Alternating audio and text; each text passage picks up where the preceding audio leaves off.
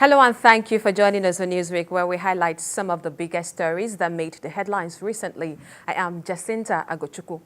This week, Fubara thanks Tinubu for intervening in the rivers crisis as Niger Delta leaders visit Wike condemned plot to impeach Rivers governor. Also this week, President Tinubu vows to sack non-performing ministers as presidency debunks report on Tinubu's request for presidential yacht.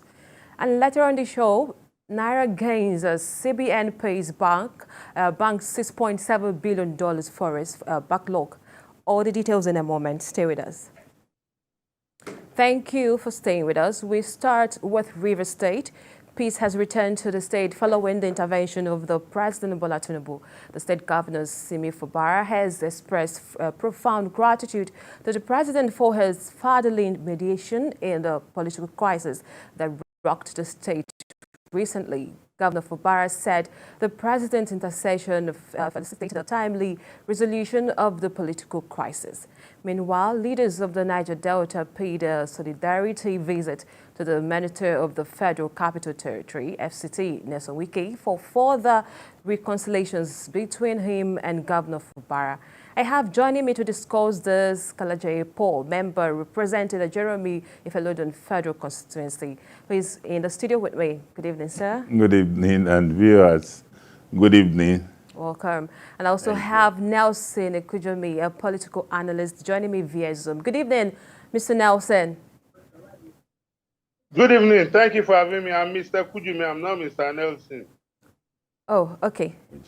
Let's begin with you. The idea of CAM returning to Rivers State is the in thing now for the intervention of the president, and as well, Governor Fubara has also extended his profound gratitude to the president for his intervention. But to you, do you see this being a calm or resolving this crisis in the state? Well, first and foremost, I'd like to commend President Bola Ahmed Tinubu for his timely intervention. It's also portray him as a leader, a foremost leader, a leader who is interested not only in partisan politics, but who is interested in the entire country, and who is also aware that even if your finger toes becomes painful, the effect will affect the entire body system.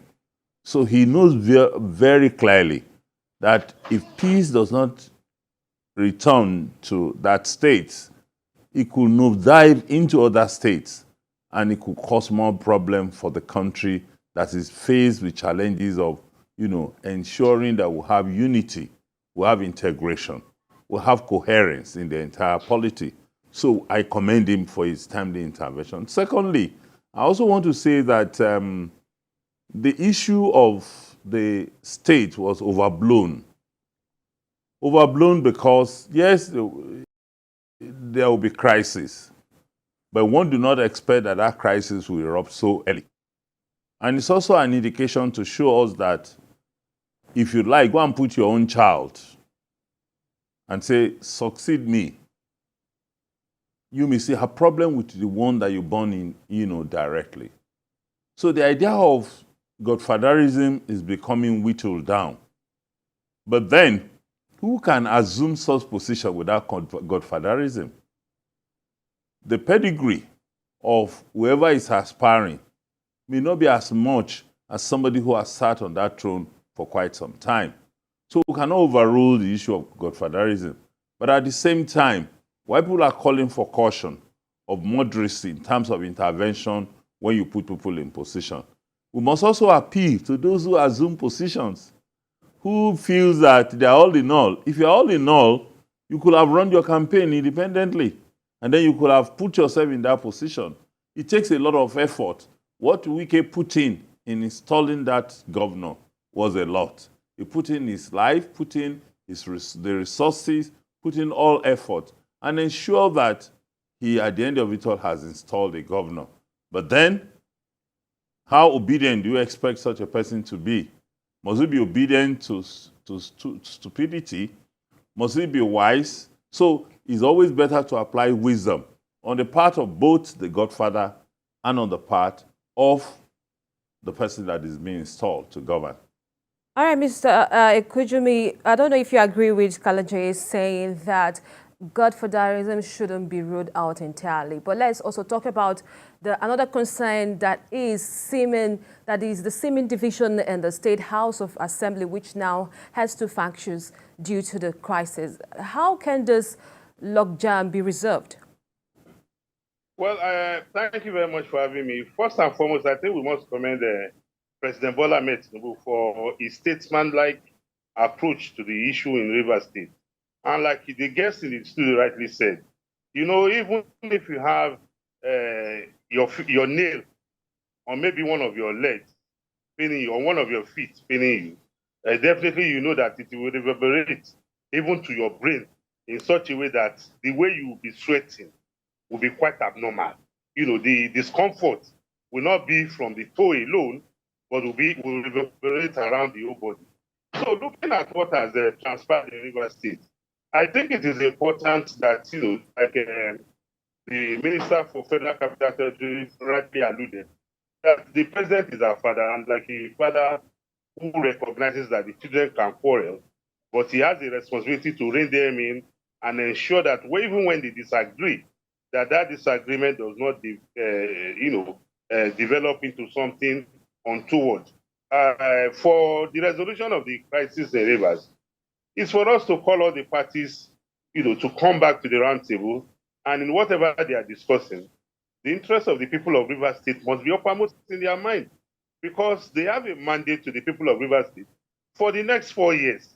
At the end of 4 years, the people of Rivers State will not be interested in how you factionalize yourself.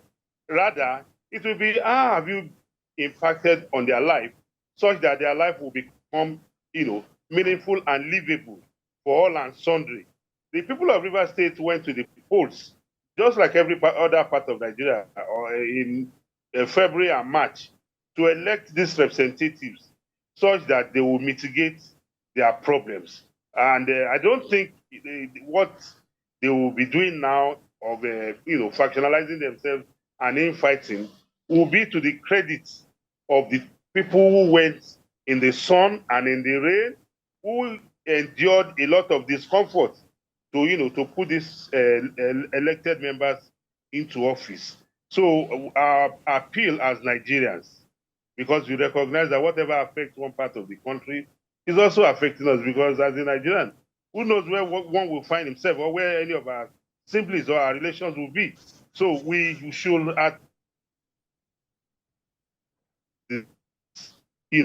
of not only where we live presently, but also the piece of people who are far from us, because we are all members of the same global, human family. So we will appeal to the people, to these legislators, that in the midst of this brouhaha, the interests of the people of Rivers State must be uppermost. If they are quarreling over the interests of the people of Rivers State, how to make it better, then all well and good. But if it is about their own personal comfort, then they are doing a disservice to our democracy.